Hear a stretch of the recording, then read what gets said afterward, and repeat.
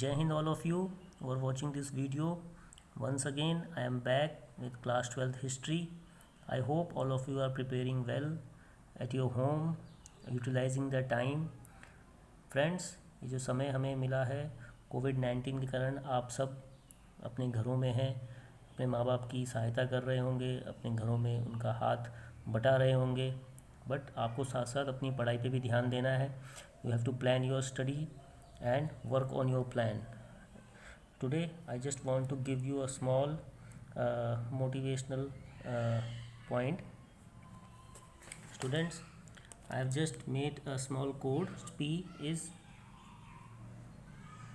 planning. Now the planning starts from now.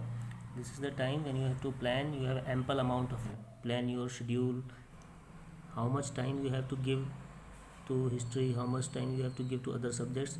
The second P is for preparation. Now as there no school is opening nowadays, so you have to prepare at your home. This is also important. Now the third P is practice. The more you practice at this time, the better will be the result. As you have heard about the famous proverb, work hard in peace saves blood in war. अभी school नहीं खुले हैं तो आपके पास बहुत समय है, तो यहाँ पे प्रैक्टिस बहुत ज़्यादा रोल प्ले करेगी. And then perform, that means the day of performance it is still not arrived. That is, it means when your exams will be there, on that day you will perform. And lastly, the V for, we can say it is victory. So friends, this victory, when you get good marks, it all depends on these 4 P. This question I have taken is examine the problem faced by archaeologists in understanding the Harappan civilization. Okay दोस्तों, बच्चों, आप जानते हैं कि जो archaeologist होते हैं वो अपने एविडेंस के आधार पे अनुमान लगाते हैं कि हड़प्पा संस्कृति की क्या विशेषताएं रही होंगी. तो जो पहला पॉइंट आता है उनके सामने जो खुदाई में मिलता है वो होता है मटेरियल, यानी कि जो मटेरियल होते हैं वो कौन कौन से उन्हें मटेरियल मिले. ओके, तो आप लिखेंगे ये क्वेश्चन 3 से 5 मार्क्स में आता है. No material can be classified stone, clay, metal, bone and ivory. ये इन तरह के मेटल मिले होंगे. क्यों? क्योंकि जो पेरिशेबल मटेरियल्स थे वो तो ज़मीन में ख़त्म हो गए. They all have perished due to the natural forces. Now the second problem face by the archaeologist, जो मटेरियल उन्हें मिले हैं उनको वो किस जगह रखेंगे. मटेरियल उन्हें मिले हैं ये उन्हें टूल्स में रखने हैं, ऑर्नामेंट में के आधार पे उन्हें बांटना है, या दोनों के आधार पे बांटना है, या कुछ मटेरियल रिचुअल के काम आते होंगे. जो माला उनको रूप में मिली तो उन्होंने अच्छा ये माला के रूप में काम आती होंगी. कॉन्स, जो सिलबट्टा चटनी पीसने, दाल पीसने के काम आता है, पकौड़ियाँ बनाने में जो दाल पीसी जाती है. स्टोन ब्लेड्स मिले हैं और जो बर्तन मिले हैं. अब इसका इस्तेमाल हम जानते हैं आज मोती से जो मालाएं बनती हैं, सिलबट्टे में दाल चटनी, जो आज मिक्सी ने उसकी जगह ले ली, पर उस ज़माने तो उस जैसी सिलबट्टे को देखा होगा उन्होंने तो एकदम उसका अनुमान लगाया होगा कि इसका किस काम में यूज़ होता होगा. स्टोन ब्लेड्स का काम किस यूज़ में होता होगा. सो इन दैट कॉन्टेक्स्ट ये मिले हैं. दूसरा, ये जो बर्तन है किस कंटेक्स्ट में मिले हैं. अगर ये घर के अंदर मिले हैं, नालों में मिले हैं, या कब्र में मिले हैं, ग्रेव में मिले हैं, इन सब का भी आर्कियोलॉजिस्ट को ध्यान रखना पड़ता है जब वो इतिहास का निर्धारण कर रहे हैं हड़प्पा संस्कृति का. तो ये सब समस्याएं उनके सामने आती हैं. तो इस तरीके से आपको ये लिखना है. आप पॉइंट्स देख पा रहे हैं, आपको ध्यान से पढ़ना है. पैराग्राफ वाइज ये पॉइंट इस तरह से बन सकते हैं. इनडायरेक्ट एविडेंस का भी ध्यान रखना पड़ता है आर्कियोलॉजिस्ट को. जैसे कॉटन, अब कॉटन अगर आर्कियोलॉजिस्ट को मिला है तो बहुत ही रेयर चांस है कि कॉटन के अवशेष मिले हैं. लेकिन अब जो ड्रेसेस कॉटन से बनी वो तो हमारे पास अभी मौजूद नहीं हो सकती, बिकॉज 5000 साल हो चुके हैं. बट कहाँ से हमें पता चलेगा? इनडायरेक्ट एविडेंस से. जैसे स्कल्पचर्स मिले हैं, है ना, और कहीं पे तस्वीर बनी हुई थी, मोटिव्स बने हुए थे. So students, frames of reference ये दूसरा पॉइंट है. इसमें जब हड़प्पन सील आर्कियोलॉजिस्ट को मिली तो आर्कियोलॉजिस्ट उसके बारे में अनुमान नहीं लगा पाए कि ये किस संदर्भ में यूज़ होती होगी. फिर उसकी स्टडी करने के बाद जो हमने उसके कल्चर को स्टडी किया, पता चला कि ये हड़प्पन सिविलाइजेशन की सील है जिसका मगध एम्पायर या से कोई लेना देना नहीं था। तो इसलिए इंडिया का जो इतिहास था वो 2600 साल पीछे चला गया, जिसको कि जॉन मार्शल ने अनाउंसमेंट किया था। तो इस तरीके से सील्स जो थी वो मेसोपोटामिया में मिली थी। जब मेसोपोटामिया में जो सील मिली और इंडस वैली में जो सील मिली, उन दोनों के जब कंपेयर किया तो हमें रेफरेंस पता चला कि इसका इस्तेमाल लॉन्ग डिस्टेंस ट्रेड और कम्युनिकेशन के रूप में इस्तेमाल होता होगा। So students, one more question of 3 to 5 marks is from page number 23. Evaluate the problems the archaeologists faced in the interpretation of the findings of religious structures. मतलब कि जो आर्कियोलॉजिस्ट हैं वो रिलीजियस स्ट्रक्चर्स को जब उन्हें खुदाई के दौरान जो उन्हें मिले, उसको उन्होंने कैसे पहचाना कि इसका क्या सिग्निफिकेंस है और इसका संबंध किस तरह से धार्मिक रीति रिवाजों के रूप में इस्तेमाल होता होगा। ये क्वेश्चन पेज नंबर 23 से है।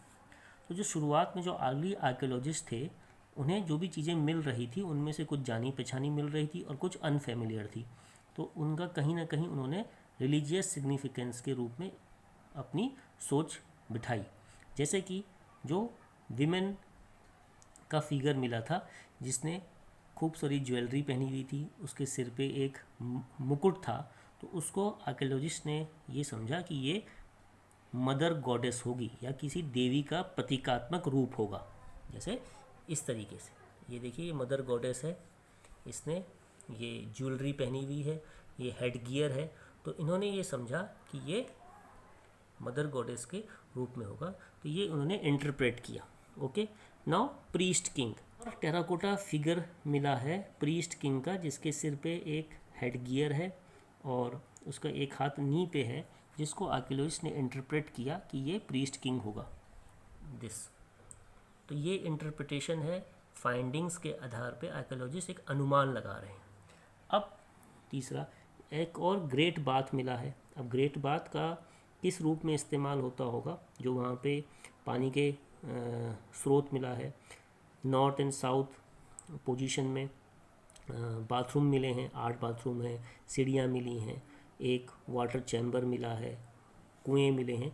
तो आर्कियोलॉजिस्ट ने ये इंटरप्रेट किया कि ये बाथिंग या रिचुअल सेंटर के रूप में इस्तेमाल होता होगा। ये आपका लोथल में मिला है। कालीबंगन में अग्नि कुंड मिले हैं जिसमें हवन के रूप में इस्तेमाल होता होगा, फायर ऑल्टर्स। तो जब हम इसके आधार पे हम इंटरप्रेट कर रहे हैं कि इनका क्या सिग्निफिकेंस होता होगा, तो ये आर्कियोलॉजिस्ट अनुमान लगाते हैं। जब हम सील्स को देखते हैं तो उस पे भी एनिमल्स के मोटिफ बने हुए थे, और आप जानते हैं हड़प्पन सिविलाइजेशन ने काफ़ी सारे एनिमल्स का इस्तेमाल किया है, ठीक है, और इसका इस्तेमाल मोटिफ के रूप में होता होगा, इस्तेमाल लॉन्ग डिस्टेंस ट्रेड के रूप में होता होगा। यूनिकॉर्न का एक एनिमल मिला है, डियर के रूप में मिला है, यूनिकॉर्न जिसको बोलते हैं। अब इसका उन्होंने हमें पिक्चर दिखाई है। प्रोटोशिवा मिला है, प्रोटोशिवा इसमें एक योगी योग मुद्रा में है, उसके आगे पीछे जानवर हैं और ऊपर कुछ पिक्टोग्राफिक लैंग्वेज लिखी है, जिसको कि आर्कियोलॉजिस्ट ने प्रोटोशिवा का नाम दिया। अब जो प्रोटोशिवा है, जिसको हम पशुपतिनाथ भी बोलते हैं, इसी तरह से हिंदू धर्म में पूजा जाने वाला शिवलिंग के रूप में लिंग मिले हैं। आर्कियोलॉजिस्ट को नोन से अननोन की तरफ मुड़ना पड़ता है, नोन से अननोन की तरफ जाना पड़ता है, प्रेजेंट से पास्ट की तरफ। जैसे कि उन्हें स्टोन के क्वांस मिले, जिसे कि हम सिलबट्टा बोलते हैं, और बर्तन मिले हैं। इन दोनों को देख के ये दोनों ही चीज़ें आज भी मौजूद हैं। ओके, तो हम नोन, ये दोनों को हम पहचानते हैं, और इससे हमने वहाँ पे इंटरप्रेट करने में आसानी हो गई कि इनका इस्तेमाल, बर्तन और सिलबट्टे का इस्तेमाल किस रूप में होता होगा। प्रोटोशिवा की जो सील है उसको शिव का प्रतीक होने का अनुमान मिलता है, और जो शिव हैं उनको रुद्र रूप में जाना जाता था ऋग्वेद में। ऋग्वेद में शिव को एक और रूप को हमने समझा है, उसको हम रुद्र बोलते थे। और जो ऋग्वेद है, प्रोटोशिवा की जो सील है उसको, जो हमें योगिक पोस्चर में एक योगी बैठा हुआ है जिसके चारों तरफ जानवर भी हैं और पिक्टोग्राफिक सील भी लिखी हुई है, ये जो रुद्र है इनको प्रोटोशिवा भी बोला जाता है। और ऋग्वेद में रुद्र का मेंशन आता है, जिसको 1500 से 1000 BC के दौरान ऋग्वेद लिखा गया। लेकिन रुद्र जो है उसको पशुपति नाथ या पशुपति के रूप में नहीं डिपिक्ट किया गया है ऋग्वेद में, और ना ही योगी बोला गया है। तो ये जो प्रॉब्लम्स हैं कि क्या रुद्र ही प्रोटोशिवा थे, क्या रुद्र ही पशुपति नाथ थे, ये जो प्रॉब्लम्स हैं आर्कियोलॉजिस्ट के सामने आती है जब हम आर्कियोलॉजिस्ट इंटरप्रेट करते हैं फाइंडिंग्स को। सो स्टूडेंट्स, ये 2 क्वेश्चन हमने करे हैं और इस तरह से आपका ये चैप्टर फिनिश होता है। इसके बाद हम सोर्स बेस्ड क्वेश्चन लेंगे और जो टेक्स्ट बुक क्वेश्चन है उनको कवर करते हैं। ओके, आपकी कोई भी जो क्वेरीज है, टेक्स्ट बुक क्वेश्चन है, इन पे हम डिस्कस करेंगे, सोर्स बेस्ड क्वेश्चन पे डिस्कस करेंगे। आपकी जो क्वेरीज है आप मुझे भेजिए, उनके आधार पे मैं आपको आगे के क्वेश्चंस के आंसर बताऊंगा। आप इन क्वेश्चंस को समझिए, इनकी प्रैक्टिस करिए, और कोई भी फीडबैक है आप मुझे व्हाट्सएप कर सकते हैं या मुझे मैसेज में कर सकते हैं। अब जो कुछ क्वेश्चंस हैं, अगर आप हिस्ट्री में इंटरेस्टेड रखते हैं तो जो कुछ क्वेश्चंस हैं हड़प्पन सिविलाइजेशन के, वो भी स्टिल अनडेसिफर्ड रह गए हैं, स्टिल दे आर अनआंसर्ड। जैसे कि स्क्रिप्ट जो है वो अभी तक पढ़ी नहीं जा चुकी, द स्क्रिप्ट इज़ स्टिल अनडेसिफर्ड। अब जो लिटरेसी थी वो कितनी वाइड स्प्रेड थी हड़प्पा में, इस बारे में अभी तक कोई भी डिस्कवरी नहीं हुई, ना रिसर्च हुई है। क्या ग्रेट बाथ सचमुच रिचुअल सेंटर था? क्या ग्रेट बाथ का इस्तेमाल सचमुच धार्मिक कार्यों के लिए, स्नान के लिए होता था? इस बात के प्रमाण अभी तक नहीं मिले हैं। हड़प्पा में जो कब्र मिली हैं, जो सिमेट्रीज मिली हैं, उसमें कुछ कब्र में बर्तन मिलते थे, इम्पोर्टेंट चीज़ें मिलती थी, ज्वेलरी मिलती थी, फेन्स मिलते थे, पॉट्स मिलते थे, और कुछ में नहीं मिलते थे। तो क्या सोशल डिफरेंस हड़प्पन सिविलाइजेशन में था? इस बात पे अभी भी रिसर्च होनी बाकी है। महिलाएं क्या बर्तन बनाती थी या उन्हें पेंट करती थी? तो ये भी एक पॉइंट ऑफ इशू है जिसके के ऊपर भी अभी भी रिसर्च चल रही है। और जो टेराकोटा फीमेल फिगर है वो मदर गॉड, जो गॉडेस के रूप में जो हमें मिला है, उसके बारे में अभी भी क्या एविडेंस इसको शो करते हैं कि क्या वे मात्र सत्तात्मक सभ्यता थी, क्या हड़प्पन पीपल वर मैट्रियार्कल सोसाइटी और पैट्रियार्कल सोसाइटी। सो ये चीज़ें अभी भी रिसर्च होनी बाकी है। सो स्टूडेंट्स, आज के लिए इतना ही। आशा है आपको मेरे ये 2 क्वेश्चन पसंद आए होंगे। पहला हमने करा था interpretation of the archaeologist finding the problem face by the archaeologist. So work hard, जैसा कि मैंने आपको कोड बताया था, planning, preparation, practice, perform and victory. So on these 4 steps you have to work hard and then victory will be yours. Okay students, so till then bye for now, see you in next video. Jai Hind.